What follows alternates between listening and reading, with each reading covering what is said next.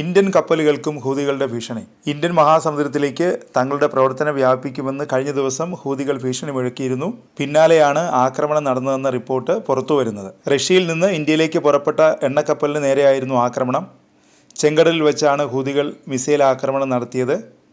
3 ballistic മിസൈലുകളാണ് കപ്പലിന് നേരെ ഹൂതികൾ തൊടുത്തുവിട്ടത്. ഏപ്രിൽ 27-നായിരുന്നു ആക്രമണം. ആൻഡ്രോമിയ സ്റ്റാർ എണ്ണക്കപ്പലിന് നേരെയാണ് മിസൈൽ ആക്രമണം ഉണ്ടായതെന്നാണ് റിപ്പോർട്ട്. കപ്പലിന് നിസാര പരിക്കുകൾ പറ്റിയതായി US മിലിറ്ററി സെൻട്രൽ കമാൻഡും വ്യക്തമാക്കിയിട്ടുണ്ട്. കപ്പലിന് നേരെ ആക്രമണം നടന്നതായി ഹൂതി സൈനിക വക്താവ് സ്ഥിരീകരിക്കുകയും ചെയ്തു. റഷ്യയിലെ പ്രിമോർസ്കിൽ നിന്ന് ഗുജറാത്തിലെ വാദിനാറിലേക്കുള്ള യാത്രയ്ക്കിടെ യമനിലെ മോച്ച തീരത്തിന് സമീപമാണ് ആക്രമണം ഉണ്ടായത്. പനാമ പതാക ഉയർത്തിയിരുന്ന കപ്പൽ ബ്രിട്ടീഷുകാരുടെ ഉടമസ്ഥതയിലുള്ളതാണ്. ഇസ്രായേലിനെ പിന്തുണയ്ക്കുന്ന എല്ലാ രാജ്യങ്ങളുടെയും കപ്പലുകൾക്ക് നേരെ ചെങ്കടലിൽ ആക്രമണം ഉണ്ടാകുമെന്ന് ഹൂതികൾ നേരത്തെ മുന്നറിയിപ്പ് നൽകിയിരുന്നു.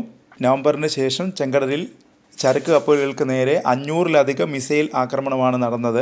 ഗാസയിൽ ഇസ്രായേൽ നടത്തിവരുന്ന ആക്രമണങ്ങൾ അവസാനിപ്പിക്കുന്നതുവരെ കപ്പലുകളെ ലക്ഷ്യമിടുന്നത് തുടരുമെന്നാണ് ഹൂതികൾ പറയുന്നത്.